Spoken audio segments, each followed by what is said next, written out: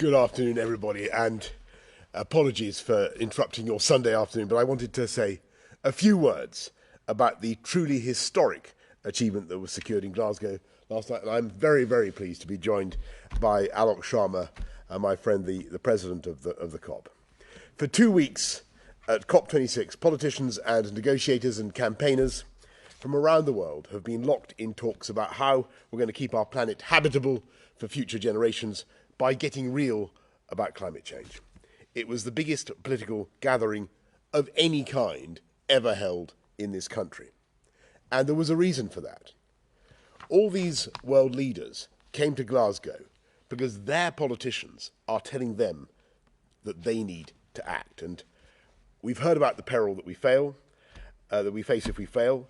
We've heard from the individuals who are already living with the effects. And yesterday evening, we finally came to the kind of game-changing agreement that the world needed to see. Almost 200 countries have put their name to the Glasgow Climate Pact, marking a decisive shift in the world's approach to tackling climate emissions, setting a clear roadmap to limiting the rise in global temperatures to 1.5 degrees, and marking the beginning of the end for coal power. Because for the first time ever, a UN climate change conference has delivered a mandate to cut the use of coal power generation.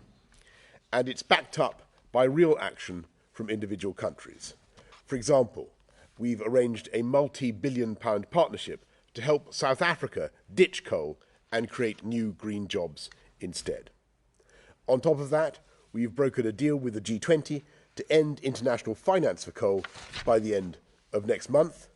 We've persuaded most of Western Europe and North America to mirror the commitment I made last December by pulling the plug on financial support for all overseas fossil fuel projects by this time next year. And when you add all that together, it is beyond question that Glasgow has sounded the death knell for coal power. It's a fantastic achievement, and it's just one of many to emerge from COP26. 90% of the world's economy is now following our lead here in the UK by committing to net zero, ending their contribution to climate change altogether. Don't forget that when Alok took the reins of COP, it wasn't even a third who were committed to net zero. The developed world is finally going to hit the $100 billion climate finance target, if only a bit later than we would have liked. And over 130 countries have signed up to halt and reverse deforestation by 2030. And between them, those countries are home to more than 90% of the world's forests. We've got trillions of pounds of private sector assets lined up with climate goals. And we've even managed to do something that has eluded the world for 6 years by finalising the Paris rulebook, allowing us to move from interminable debates about how to measure emissions and instead get on with cutting them. Of course, my delight at this progress is tinged with disappointment. Those for whom climate change is already a matter of life and death, who can only stand by as their islands are submerged, their farmland turned to desert, their homes battered by storms, they demanded a high level of ambition for this summit. And while many of us were willing to go there, that wasn't true of everybody. And sadly, that's the nature of diplomacy. We can lobby, we can cajole, we can encourage, but we cannot force sovereign nations to do what they do not wish to do. It's ultimately their decision to make, and they must stand by it. But for all that, we can be immensely proud of what has been achieved by Alok Sharma and his team. I want to take this opportunity to thank him for his many months of tireless diplomacy and thank everyone involved in making COP26 a success, from the bobble-hatted volunteers to Peter Hill and his team in the COP unit. There he is. I know it's tempting to be cynical and to dismiss these types of summits as talking shops. But we came to COP with a call for real action on coal, cars, cash and trees, and real action is exactly what we've got. And just look at what it all means for our planet. Before Paris, the world was on course for a devastating 4 degrees warming by the end of this century. After Paris, remember, we were heading for 3 degrees. At Glasgow, we've turned that dial down to around 2 degrees increase. And of course, that's still far too high. But for all our disagreements, the world is undeniably heading in the right direction. Even the most pessimistic commentator will tell you that 1.5 degrees, that goal of restricting the growth in temperatures to 1.5 degrees, is still alive. Now the work continues to make that ambition a reality. Alok is going to keep pushing, along with everybody else in the UK government, to strengthen the promises made in Glasgow and to make sure that they are delivered and not diluted. The UK government is going to get on with our own extraordinary record of decarbonisation, get on with delivering our green industrial revolution and exporting that revolution worldwide. There's still a long journey ahead of us and very little time to complete it. But COP26 has shown that we can do this. We can end our reliance on coal and fossil fuels. We can put the brakes on runaway climate change. And we can preserve our unique planet for generations to come. I want to finish by thanking once again the people of Glasgow for putting on a spectacular summit, and of course I want to thank Police Scotland as well for everything that they did.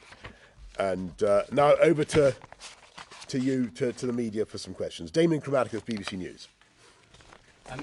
Prime Minister, thank you very much. First, for all its achievements after this summit, it's the case, isn't it, that we are still on course for climate change, and climate change at dangerous levels. And what's happened is, yes, there have been successes, but the ball has been passed to the next summits, next COPs. Mr. Sharma, you were nearly in tears at the end of the COP. You just allowed China and India to make final changes that watered things down. That really angered and disappointed the small island states, didn't it? Because it's left them still vulnerable and still threatened. And Prime Minister, just one supplementary. Just over a week ago, you demanded that all Conservative MPs vote to delay any punishment for Owen Paterson while the system for governing MPs was looked into. But it's the case, isn't it, that Parliament has a commissioner for standards. She's looked into you as well. So can I ask you just very simply, do you have confidence in her, yes or no? And it's a simple question, because if you don't say yes and you say, well, this has to be looked into, people will think you don't like her in that job. Well, thank you, Damien. And look, just quickly get the first, or the last question out of the way first. The answer is yes, and I think the Commissioner has a extremely difficult job to do and a huge amount of work to do, and she needs to get on and be allowed to do it. Now, on the whether the system is capable of improvement or not is a matter for the Standards Committee and for the House. But look, I mean, on your main point, this summit, COP26, was never going to be able to halt climate change, as you rightly say. We were never going to be able to stop it now in its tracks at Glasgow. That was never on the cards. But what people thought we could conceivably do was slow the rate of increase and equip ourselves with the tools to turn it around. And the reason I'm so optimistic is that I think for the first time humanity is genuinely equipping ourselves with the equipment we need to halt anthropogenic climate change altogether. And so when you look at some of the things we're doing on coal, cars, cash and trees, you can see the individual commitments that we're making. I think the Alok will speak about coal, but it's an immense thing, and about everything, but it's an immense thing to get a commitment from 190 countries to phase down or phase out coal. I don't know whether the language is phase down or phase out. It doesn't seem to me, as a speaker of English, to make that much difference. The direction of travel is pretty much the same. And that's never been said before. On trees, you saw this enormous commitment to protect the forests of the world, to halt and reverse the loss of forests by 2030. And on cars, even on cars, which was actually very difficult, we got a third of the world's car market, from a standing start, because it had never been discussed before, to agree to go to electric vehicles by 2035. And every country made substantial commitments, substantial granular commitments to reduce carbon emissions. So, no, we haven't fixed it, but we have the tools. And the final thing that we I think, got right at COP26 was an idea that everybody basically gravitated around and towards. And that is using development aid, state money, our overseas budgets, the multilateral development banks' investments, using that to trigger private sector investment, and using that to drive the big decarbonisation programs in the countries that find it hard. And that, I think, was the big intellectual breakthrough at this COP. That was the real change. So things like the program led by Cyril Ramaphosa in South Africa to decarbonise their power system, that's something we haven't seen before. And that offers real hope. Now, all of this is totally contingent on governments sticking to their pledges. But I feel something very strongly. I think that a tipping point has been reached in people's attitudes. And those leaders, 122 leaders, more than have ever come to any political event in this country before, those leaders are being galvanized and propelled by their electorates and the social power of people demanding change. And I think actually in a very short space of time, it's going to be unacceptable to start a new coal-fired power station around the world, and just in a matter of a few years, because of the global political and social pressure, and you can see the way societies are able to affect that kind of change. So I fully accept, I really fully and humbly accept that this is not the full solution. Never could have been, but I think that Alok and his team, the whole UN negotiating team, have delivered just about as much as we could have hoped. And on getting language about coal into the conclusions, into the cover decision at all, was I think highly significant, a great achievement. But Alok. Great, thank you, Prime Minister. Well, I think the first thing I'd echo is that I do think this is actually a historic achievement, and we set out by saying we wanted to keep 1.5 within reach. There were lots of people who doubted that, but we did do that, and it's not just the UK government saying that. You heard that from the floor, from climate vulnerable countries. You've heard that from climate NGOs as well. So I do think this is historic. I think you raised this issue about how do we ensure that people keep to their commitments. Well, we agreed the Paris rule book, and I know it's something that is sort of fairly opaque for most people, but the reality is that it underpins the checks and balances on whether or not countries are going to be able to deliver on their commitments and whether they are indeed delivering their commitments. So for the first time ever, we will be able to see that when a country makes a commitment and they report on what has happened in their economy, whether or not they have stuck to those. And in terms of first, so the Prime Minister, of course, made the point that coal for the very first time has ended up in one of these agreements. I mean, I remember when I first raised this months ago, people told me this is never going to happen. You will never get coal in the language. We have got coal in the language. And I think the other thing that we have managed to do is, again, it's a first. We have got a commitment from every country to come back next year to look at their 2030 emission reduction targets. And we have got them to agree that they will look at those to keep the Paris temperature goals within reach. That's historic. We've also got an agreement that every year ministers will come together to look at this issue to see whether we are matching the commitments that we've made. And we've also got agreement that for the first time ever, every year there will be a report which sets out how countries are going forward with the commitments that they've made. I mean, I think those are all historic firsts. In terms of the issue of coal, I mean, you asked me about my being emotional. Well, look, I mean, you know, for months people have been asking me, some few good people have been asking me, do you feel the weight of the world on your shoulders? And I can tell you there was one really tense hour where I did feel the weight of the world on my shoulders. And, you know, so many people have done so much over 2 years, the UK team internationally, and yeah, this deal was absolutely in jeopardy. It really was in jeopardy. We got it over the line, and the reason we were able to do this is because of the trust that we have built around the world. The reason I said sorry, by the way, at the event was not because I thought that we didn't have a historic achievement. It's because at the end, people felt the process was opaque. And we spent 2 years being totally transparent, totally inclusive. But what I was able to do was to take the text that was being put forward by those two countries, socialize it before taking it for a formal agreement, socialize it with all the groups. And the reason we got this over the line is because people trusted the UK. They trusted that we were going to try and do something just to get this deal done. And I also want to make the point that if we had not managed to get this deal done,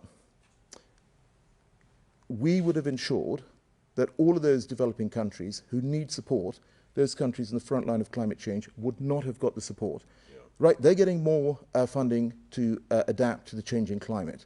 We're ensuring that we're talking for the first time about issues like loss and damage, which really matter to them.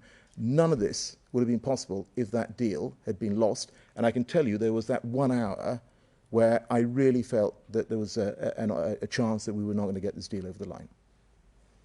Thanks very much, Alok. Romilly Weeks, ITV. Prime Minister, before COP, you described the world as being at 1 minute to midnight. Where would you characterise us as being now?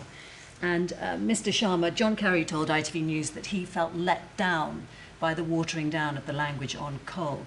Do you think China and India have let down the world's most climate vulnerable countries? Romilly, I think it's still very, very difficult. It's still a massive challenge for humanity. As I've told you before, Romilly, I think that the fatal mistake now coming out of COP26, which has unquestionably been a success, the fatal mistake now would be to think that we've in any way cracked this thing. You know, nothing could be more damaging to our attempts to defeat climate change, disastrous climate change, than to suddenly to bathe ourselves in a warm glow of self-satisfaction and think that well, that's climate change done. You know, it's on to the next thing.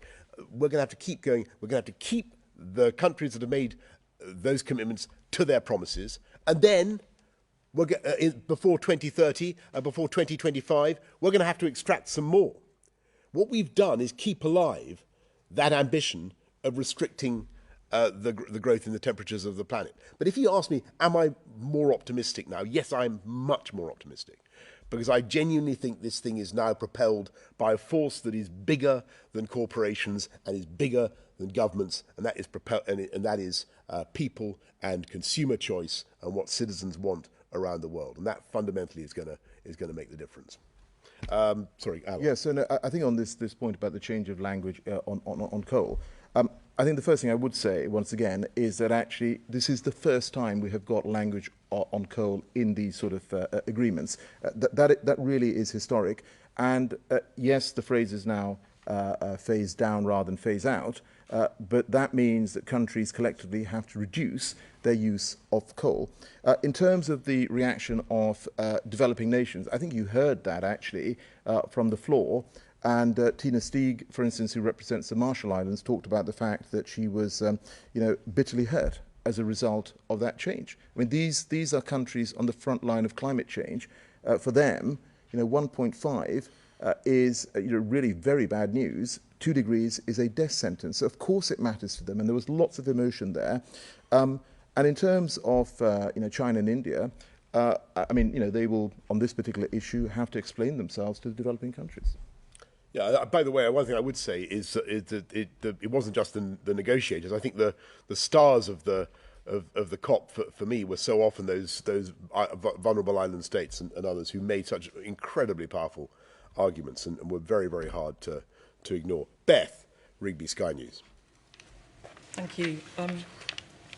Prime Minister, you billed this COP in September at UNGA as a turning point for humanity. You said it was 1 minute to midnight to prevent climate catastrophe, and you said that we needed to act now.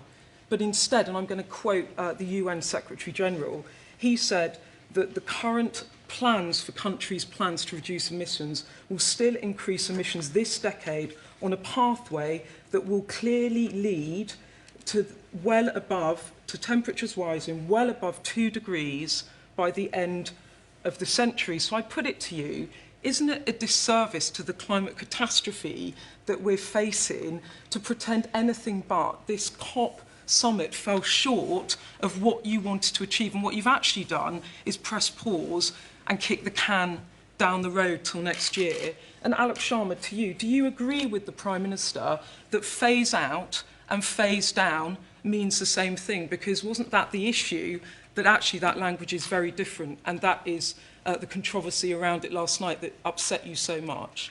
And then just, if I may, Prime Minister, the Chancellor said last week that your government needs to do better when it comes to standards.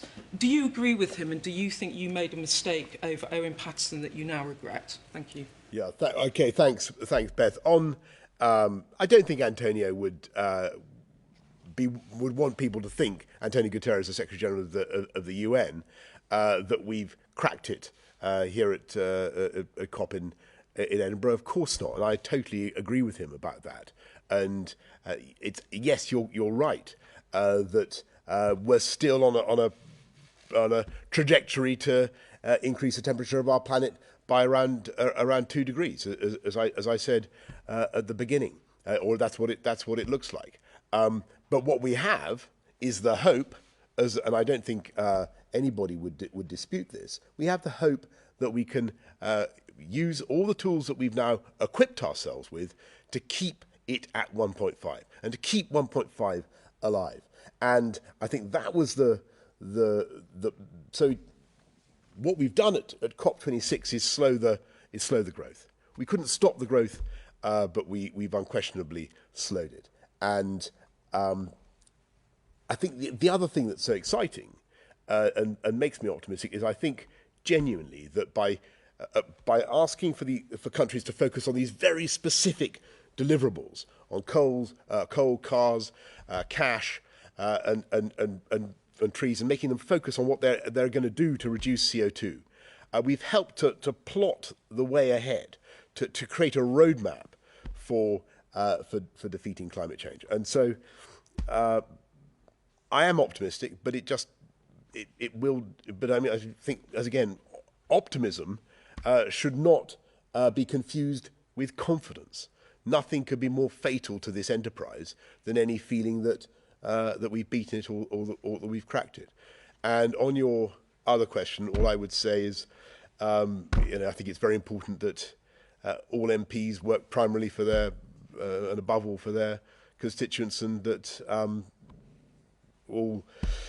anybody who lobbies on behalf of a commercial interest is clearly in breach of the rules. Well, I think you can take from what I've said that I think all MPs should follow the rules, and I think the rules are there to protect them, protect the public. They're very simple to understand, and we should get on with it. Natasha Clark, The Sun. Oh, sorry. Yeah, yes, of course. Well, I mean, sorry. You phase down on the path to phasing out, and this is the first time we've actually got the coal language in. And I think it's worth reminding colleagues that actually COPs are staging posts. We've had 26 now, and each has built on the previous one. We're going to have the next one, COP27 in Sharm el-Sheikh in Egypt. And I think the fact that we've got the coal language in means that at future COPs, we can push further on that particular issue. You also raised this thing about sort of, I was emotional and all the rest of it. I mean, actually, there's a range of reasons for that. One is because it was just relief that we had got this deal over the line. I genuinely believe this is a historic thing that the UK government has helped to pull off. I'd had about 6 hours sleep in 3 days. The Prime Minister obviously has thanked all the key people here, but actually I also want to thank the civil society, the youth groups. They, of course, applied enormous pressure as well to ensure that we were able to get countries to make those commitments, and they will continue to play, I think, a key role as we go forward and get better commitments from countries. And just to reinforce that, whether it's phase down or phase out, the effect is that for the first time the world has made a commitment for a downwards gradient. Let me put it that way. Whether it's out or down, it's downwards, and that's a first. And Greenpeace, I think, said the era of Greenpeace. So I don't want Greenpeace now to repudiate this, but Greenpeace said as a result of COP26, the era of coal is ending, and that's a colossal thing. Natasha Clark from The Sun. Mr Sharma, now you've sealed this deal, are you going to be eyeing up another cabinet role, looking to hold ministers' feet to the fire, or such as Secretary of State for Net Zero, perhaps? You've also said you were disappointed for the last-minute changes to the deal. Do you feel like you have failed your children and grandchildren in not pushing for more on coal? Prime Minister, do you think that you could have done more? Do you wish that you should have done more to help push that deal in Glasgow? Do you feel that you took your eye off the ball by dealing with what was going on in Westminster last week? And how would you both rate the deal out of 10? Thanks. So I think firstly on the issue of coal, look, of course I would have preferred stronger language. That was very clear. I said that yesterday evening. However, I think the fact we managed to get language in there, and I was absolutely determined in that 1 hour that we kept the word coal in the document. I was absolutely determined to do that, and we did manage to do that. So I do think we have moved the goalposts in terms of our generation and future generations. But I think, as the Prime Minister said, there are lots of commitments that have been made. What we now need to do is to ensure that those commitments are actually delivered by governments around the world. And I think in terms of future roles and things, I mean, I'll leave that to the Prime Minister, but all I would say is that we have a presidency for a year, and there are lots of things that we have done during the past 2 years. We've set up a International Zero Emission Vehicles Council. We've set up an energy a council where we are sort of supporting countries around the world with the move to clean energy. And in fact, at the COP, we were part of an announcement of $10 billion to help developing countries move to clean power. We're going to be working on that as well, and a whole range of other commitments that we got out at the COP itself. And as the PM said, we will work closely, of course, with the next COP holders, Egypt, to make sure that these commitments are delivered on. And Alok, well, I say Alok's done an absolutely outstanding job, and he's got another year to run as president of COP. And we're going to give working with the UK government and, of course, the Egyptians to hold everybody's feet to the fire, as you rightly say, Natasha. And my job has really been to continue the leader level dialogue. That's what I've been doing for months and months and months, talking to colleagues around the world and getting them to make progress, as indeed a lot of them have. Not all of them as much as we would like, but a lot of them have really come through with some pretty remarkable things for their country, difficult things for their countries. And I just want to repeat what I think is the key thing about this COP. We've given ourselves the tools to fix the problem. We haven't fixed the problem, but we now have a tool. And remember what I always say about the UK. When I was a kid, 80% of our energy came from coal. When I was Mayor of London, 40% came from coal. Today, 1%. Countries around the world can see that trajectory. You talk about phase out or phase down or whatever. They can see that downwards gradient.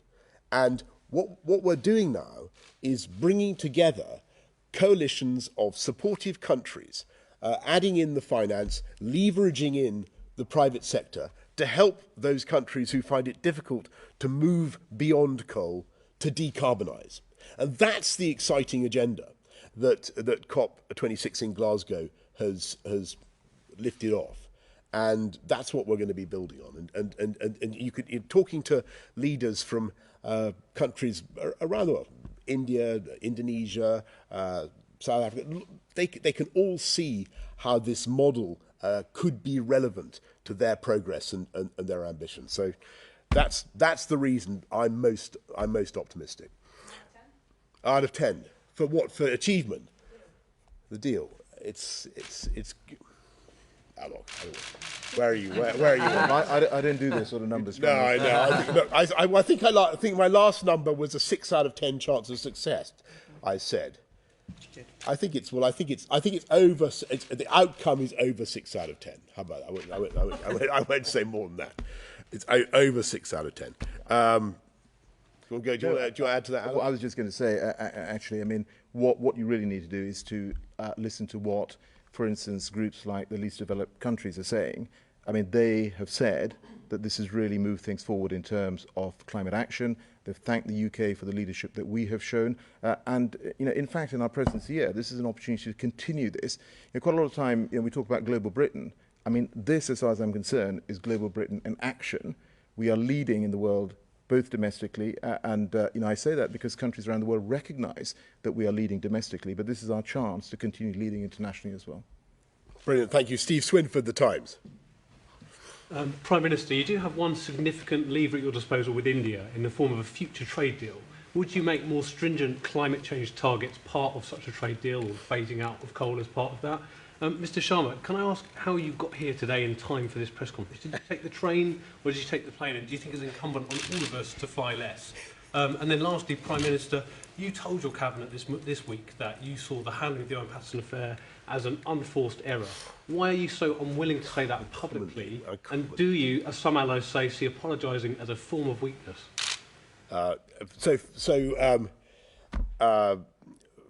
First of all, on India and our relations with India, we've got a great relationship with India, and I don't think there's any particular need to introduce this into the discussion about our bilateral relations, because I think Narendra Modi can see the advantages for India in going down the track that he's now on. And don't forget, India made a pretty impressive, in spite of what happened at the last minute about phase down, phase out. India came up with some really impressive stuff on decarbonising their power sector, decarbonising their economy by 2030. And the actual commitments, the solid commitments that India made are real, and we've got to make sure that they're delivered. But look at what Narendra Modi, Prime Minister Modi, is actually producing on his One Sun, One Grid, One World initiative. It's pretty incredible solar power program.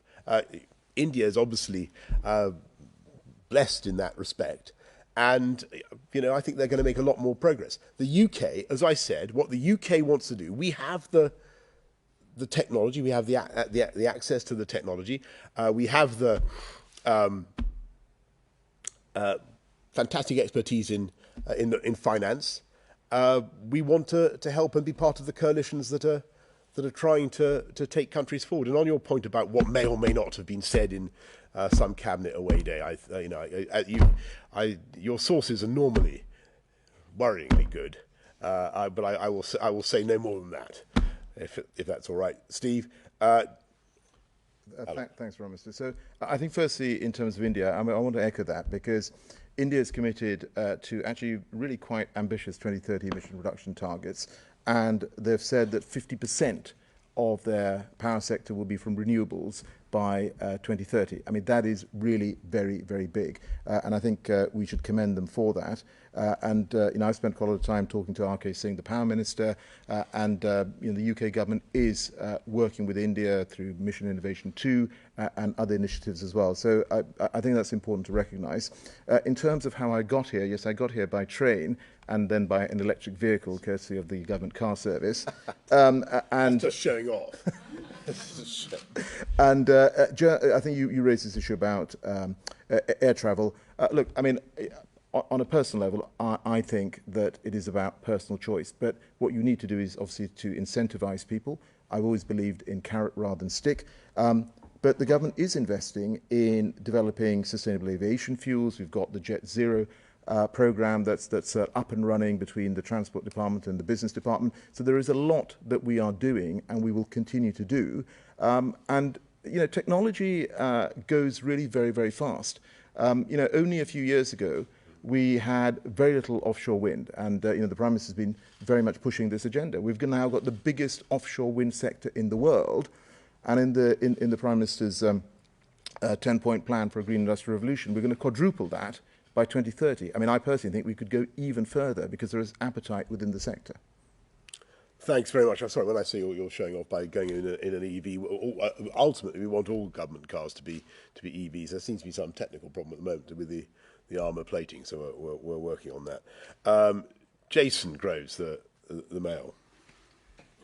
Thanks very much. We had a poll yesterday showing 2/3 of voters want you to apologise over sleaze. I sense you're a little bit reluctant to do that. What would you say to those people who think that you've got it wrong?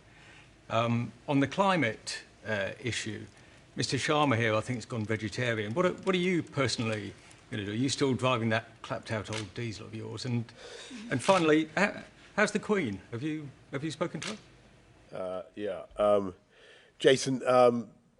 This is a press conference that I think I've said quite a lot about. Parliamentary stuff already. Of course, you know, I think that things could certainly have been handled better. Let me put it that way, by me. But on my own personal contribution to reducing CO2, I don't think I used to go everywhere by bike, which you know, that was a pretty massive thing to do. And well, I don't know if it was massive, but it was certainly made some small contribution. And as for your question about Her Majesty, I just want to say that I know that everybody will be wanting to offer their best wishes to Her Majesty the Queen, and I just want to reassure everybody by saying that I did see the Queen for an audience last week on Wednesday in Windsor, and she's very well. So I just, you know, it shouldn't need saying, but I just wanted to say it anyway. Okay, everybody. I think that's. I'm so sorry. Thank you all very much. Thank you.